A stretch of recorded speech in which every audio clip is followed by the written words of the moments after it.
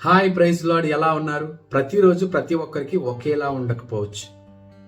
ఈరోజు చాలా మందికి రాత్రి ఇష్టపడతారు, కొంతమంది ఉదయాన్నే ఎప్పుడు అవుతుందని ఎదురు చూస్తూ ఉంటారు.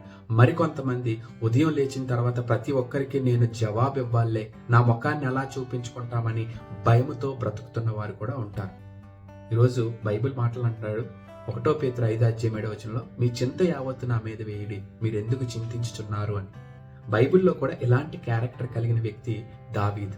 ఉదయం ఎప్పుడవుతుందో, శత్రువులు ఇచ్చి నా మీద ఎప్పుడు దాడి చేస్తారనే భయముతో బ్రతికిన దినాల్లో దావీదు తెలుసుకున్న రహస్యం ఏంటి తెలుసా?